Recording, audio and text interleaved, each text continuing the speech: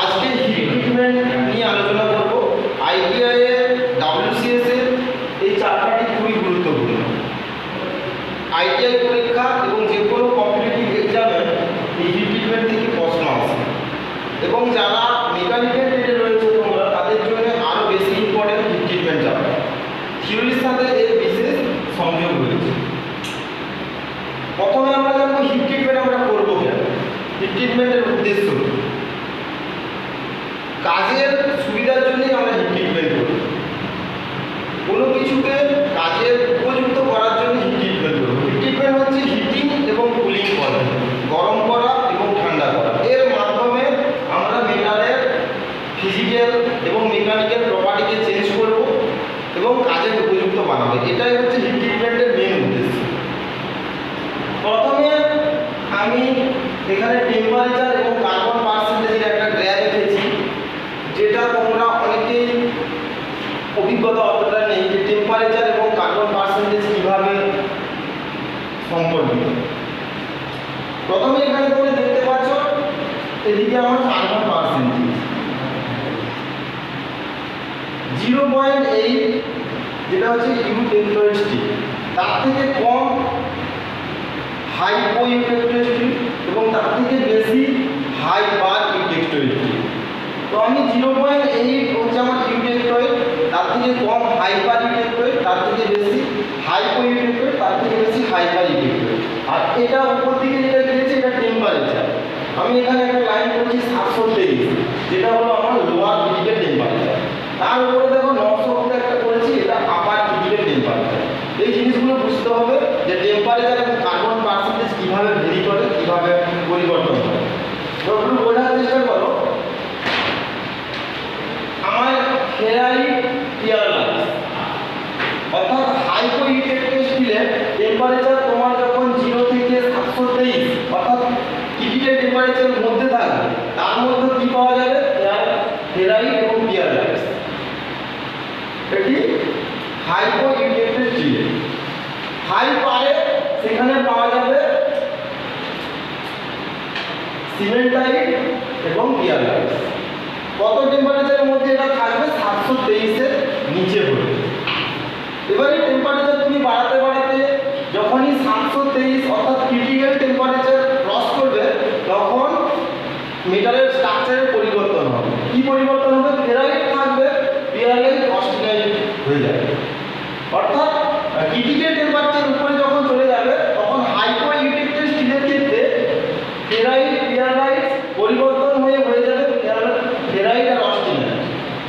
এদিকে হাই পারের ক্ষেত্রে সিমেন্টাইট এবং পিয়ারলাইজ সেটা চেঞ্জ হয়ে যাবে সিমেন্টাইট এবং অস্টিনাইট। অ্যাকচুয়ালি সিমেন্টাইট থাকবে, পিয়ারলাইজ চেঞ্জ হয়ে অস্টিনাইট হয়ে যাবে। এবং আপার ক্রিটিক্যালের উপরে যখন যাব, তখন সব ফর্ম আমার অস্টিনাইটে চলে আসবে, সব ফর্মই আমার অস্টিনাইটে চলে আসবে। তো বুঝতে হবে কার্বন পার্সেন্টেজের যে গ্রাফ, কার্বন পার্সেন্টেজ এবং টেম্পারেচার। তো এই যে ফেরাইট, পিয়ারলাইট, অস্টিনাইট, এগুলো আমাদের যদি মাইক্রোস্কোপে দেখি, আমরা স্টিল বা মেটালের উপরে ভেতরে এগুলো দেখতে পাবো এবং টেম্পারেচার পরিবর্তনের সাথে সাথে এগুলো চেঞ্জ হতে থাকবে। এবার আমরা হিট ট্রিটমেন্টের উদ্দেশ্য জেনে নিলাম, কেন হিট ট্রিটমেন্ট কী কাজের জন্য করবো। যে কোনো কাজের সুবিধার্থে মেটালের ফিজিক্যাল মেকানিক্যাল প্রপার্টিকে চেঞ্জ করবো। কী কী হিট ট্রিটমেন্ট পদ্ধতি রয়েছে? প্রথমে আছে নর্মালাইজিং। আমি সংক্ষিপ্তভাবে সমস্ত পদ্ধতিগুলো আলোচনা করবো, মন দিয়ে শুনুন। নর্মালাইজিং এর মেন উদ্দেশ্য অ্যাবনর্মালকে নর্মাল করা।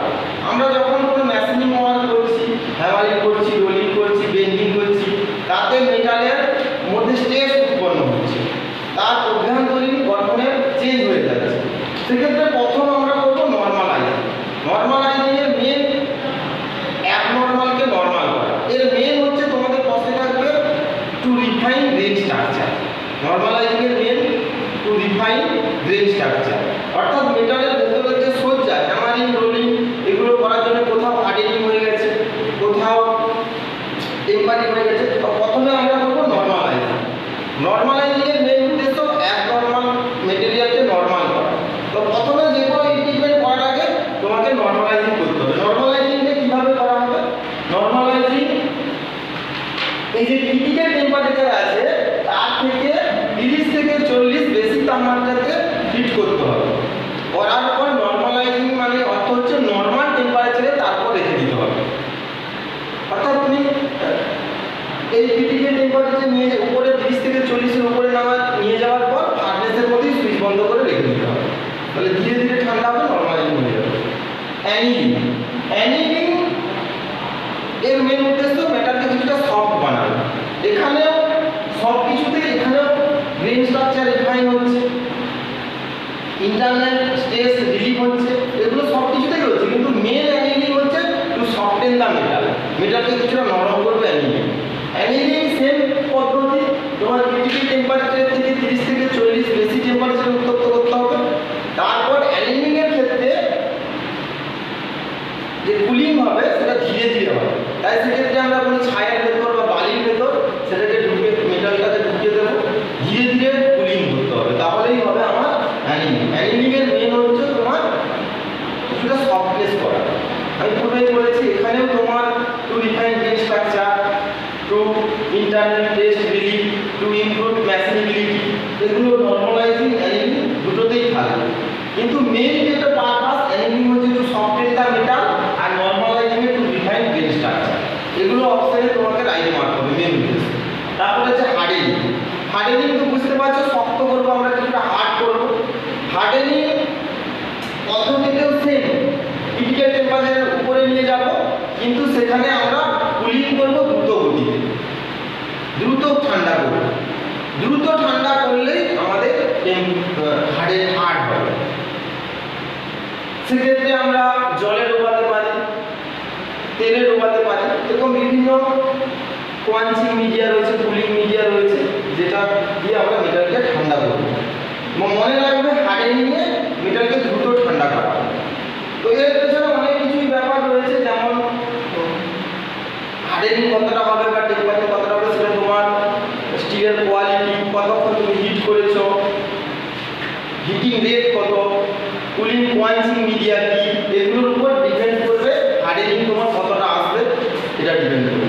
টেম্পারিং দেখো, হার্ডেনিং যখন আমরা করবো তার মধ্যে ব্রিটেলনেস গুণ চলে আসবে, মানে ভঙ্গুরতা হয়ে যাবে। কিন্তু তখন আমরা যদি ভঙ্গুরতাকে কমাতে চাই, ব্রিটেলনেস গুণকে কমাতে চাই, টেম্পারিং করব। টেম্পারিং এর ক্ষেত্রে কিছুটা একটু মনে রাখতে হবে, এখানে আমরা ক্রিটিক্যাল টেম্পারেচার পর্যন্ত যাব না। টেম্পারিং সাধারণত করা হয় 250 থেকে 600 এই টেম্পারেচারের মধ্যে করা হয়। ক্রিটিক্যাল টেম্পারেচারকে আমরা উঠবো না, টেম্পারিং করা হবে মোটামুটি 250 থেকে 600 টেম্পারেচারের মধ্যে রাখবে। এটা দেখা হয় মেটালের থিকনেস, স্টিলের কোয়ালিটি এবং টেম্পারিং তুমি কী চাইছো তার উপর টেম্পারেচারটা বাড়ানো হয়। টেম্পারিংয়ে তোমার ব্রিটেলনেস প্রপার্টিটা কমে যাবে। এরপর রয়েছে তোমার কেস হার্ডেনিং। কেস হার্ডেনিংকে আমি সারফেস হার্ডেনিংও বলা হয়। এখানে কেস হার্ডেনিংয়ে আমরা কোনো মেটালের শুধু উপরের তলটাকে হার্ডেনিং করবো, পুরো মেটাল হার্ডেনিং হয় না, সারফেস হার্ডেনিংকে বলা হয়। কেস হার্ডেনিংয়ের অনেক ভাগ রয়েছে, কার্বোনাইজিং, নাইট্রিটিং, সায়ানাইডিং, ইন্ডাকশন হার্ডেনিং আর ফ্লেম হার্ডেনিং, এগুলো তোমার কেস হার্ডেনিংয়ের ভাগ। তো সংক্ষিপ্তভাবে একটু বলে দিচ্ছি। কার্বোনাইজিং এর অনেক ভাগ রয়েছে। প্যাক কার্বোনাইজিং, এখানে আয়রন বক্স ব্যবহার করা হয়, তার মধ্যে সলিড ফুয়েলকে দিয়ে ট্রিটমেন্ট করা হয়। কার্বোনাইজিং এ তোমার রয়েছে লিকুইড কার্বোনাইজিং, প্যাক কার্বোনাইজিং রয়েছে। লিকুইড কার্বোনাইজিং এ তোমার